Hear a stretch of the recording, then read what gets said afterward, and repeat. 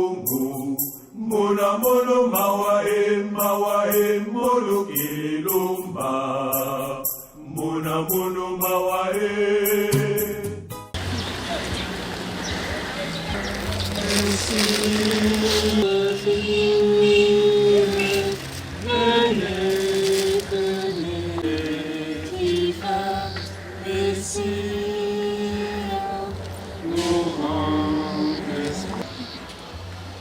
Que la grâce de Dieu soit toujours avec vous.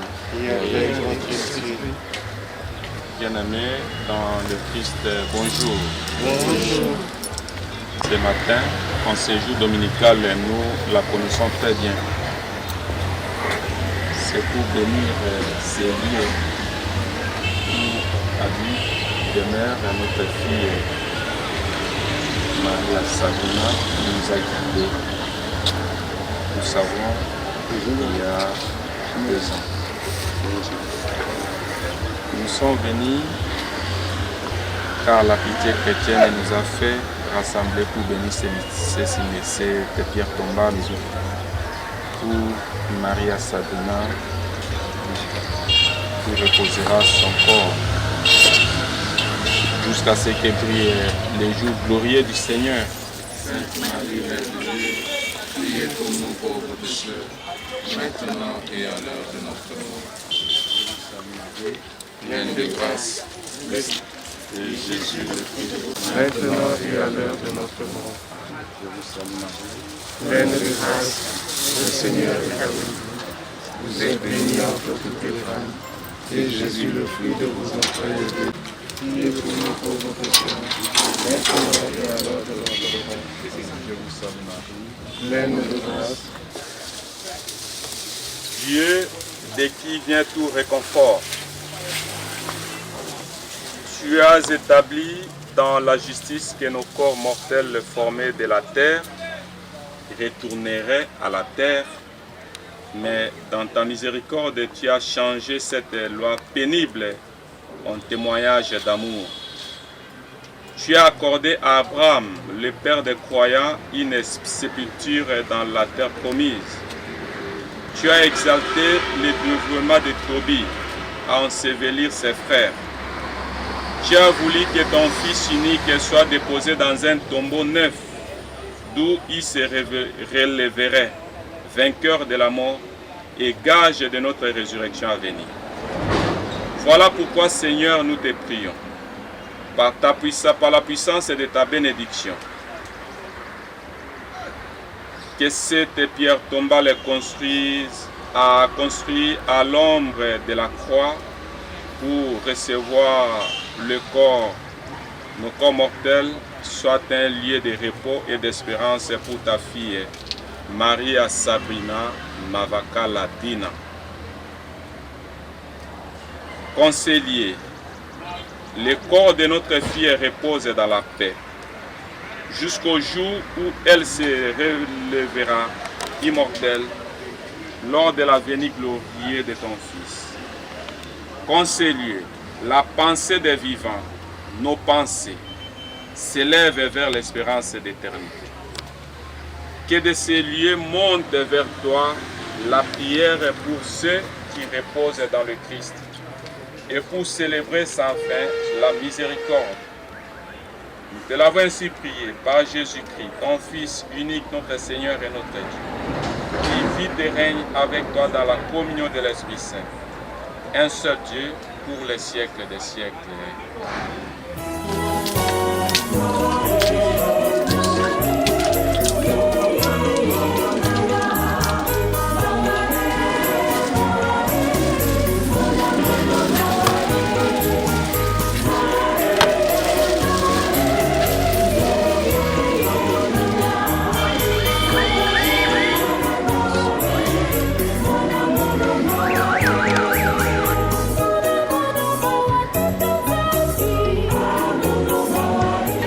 Que la mort n'est qu'un passage. Nous ne pouvons pas rester éternellement dans les chagrins. Et rester dans les chagrins, c'est contredire ce que le Christ nous dit. Parce qu'il nous dit, il est parti nous préparer le chemin et il viendra nous chercher. Et on ne peut pas entrer en guerre contre le Christ en refusant de croire et d'observer ce qu'il nous a demandé de faire. Et c'est là où se mesure la foi des chrétiens. Un chrétien qui n'acquiert pas la mort, c'est un chrétien qui contredit le Christ et qui n'est pas chrétien. On ne peut pas une fois accepter le Christ et refuser d'accepter ce qu'il nous dit et ce qu'il nous a demandé. La mort n'est qu'un passage. Et notre fille nous a précédés, nous avons le précédé aujourd'hui, demain, après-demain, c'est le Seigneur lui-même qui le sait. Mingi kati na bino pour se souvenir que tant que tu as Sabrina, tu as yaote. Tu as Sabrina, puna, na sepenza. Chaque fois que on boule beti, ngai na matina, tu bande kola. Ambo azai kopé ça na ben et érosion ils ont continué. Si érosion est commis à 25 mètres de Sabrina, et comme à 25 mètres il y a ici quand il y a Zaki Bosso, Nazaki na information et nous avons entrepris la démarche si l'hôtel de ville, d'autres ça la exhumation. Ça nous a coûté ce que ça nous a coûté, mais c'était un objectif parce que Mboula est l'actif d'insomnie pour la Mamati. Et Nzamba Salisi Bisso, vraiment, je profite ici pour remercier mon neveu pour l'implication naïe dans Nengi au Lelo. La PC merci la mission. La PC merci dans le contact qui nous a aussi facilité. Tout ça il y a hôtel de ville. Démarche Salemi, tu fous bon c'est tu fous et c'est ngatu bimisa nous autres. Nzamba c'est grâce à Jessica Pembeni Yapo. Papa Henri Ngaka. Et ils ont déjà soulagement. Mais c'est un qu'est-ce qui s'est passé? Mon collègue Zimation a été Ngamoko, na Ben, pour pas finir sa corps. C'était un bossani penza supérieur. Et les Kamboumou que c'est le maki Mukolo. Les Kamboumounine. Na ba frère topé ça qui, ba bongsi la biso déjà caisse et si cap bango bâtir ba haussement. Parce qu'on s'était dit après une année et quelques na ba ba jeune expérience na musana na bango, baba ki no togoye okuta mikuwa oyo toko sangisa pour que to mema aw. Et ça le maki de ko ambosa bongsa ki caisse oyo to ngako sala nani. Dans to bandi opération, bon déjà na ngonga wana bon le goût et les couleurs ne se disputent pas hein. Ngai guna ngai Isaac Benza wana te. Merci na bino non merci. On a dit que ça na cadre ba frère, qu'est-ce que c'est le menani na so basake. Et j'ai chargé Ben le sousou. Bangombalé na moto baketi bumbu je crois. Ah baketi bumbu basombi cercueil musi. Bazo na moto un peu plus grand que ça. Ba ina cercueil to bongisi. Bande ko ya hôtel de ville ba ye ba buki et comme il va désinfecter tout. Et comme il t'en obimisa corps. Balongoli kitalatala ya cercueil bosso o ezaki to kondela mwana batina mpanzi. Dieu merci ba panza ki mo pété. Et comme il t'en obimisa corps va se rendre compte que moi nazaka mobile. Donc membre mon côté moi na elongwe et kaboni na nzoto. Ko bana na mutu tina makolo. Moi naza mobile. Ba yebisi balobi ba yebisi ponga zaki na mpanzi. Ce qui se passe avec sur makasi. Ba yebisi ben balobi en tout cas moi na boye moi to côté na batu ni na cercueil oyo ni na kesa liboso ezate. Moi naza mobile. Baziku ba bimisi ba tie na cercueil mi balo na yeki nango. Et ça, oyo cercueil, moi na telemi bo. Va déposer moi na zamba. Moi na quand même poité elongi na ye. Pour moi na poso et quand mikara, moi na mama ici, ma ezate non. Poso et quand même likola miko. Na bilamba na ye tu. Ba yebisi abi papa. Moi to côté moi na kati cercueil ezate. Aza mobile. Tu na papa soto kokubuka.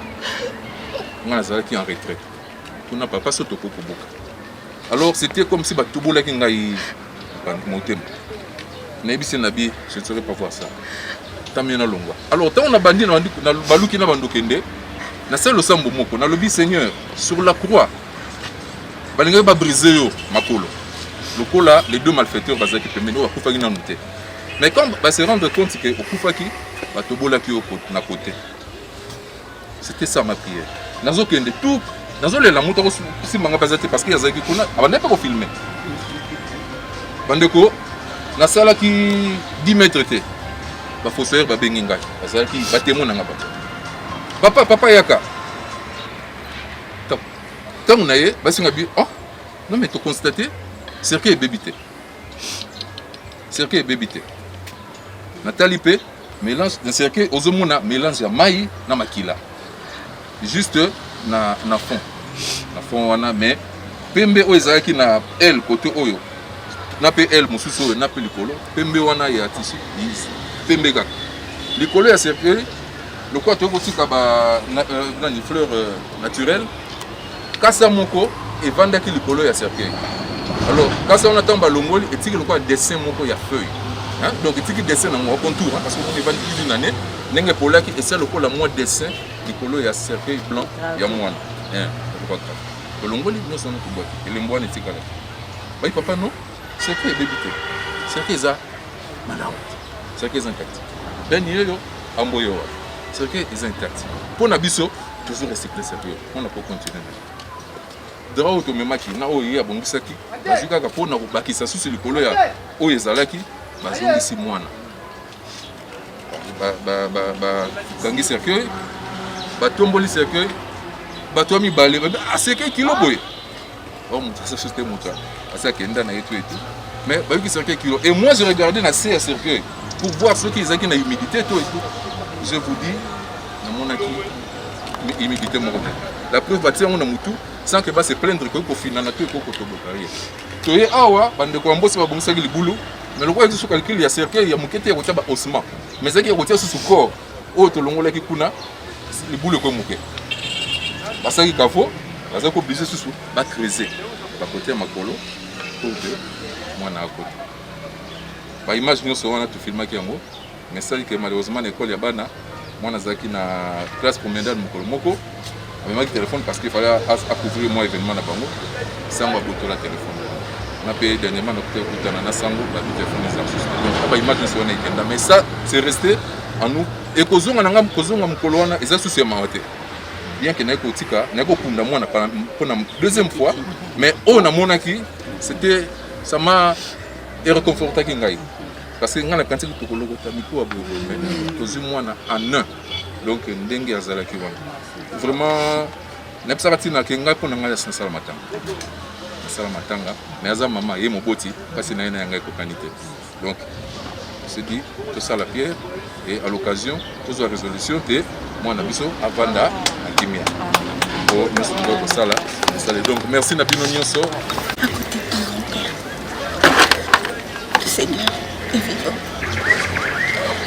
je sais que tu es dans la joie du Seigneur et je sais qu'un jour nous nous reverrons par la grâce de Dieu.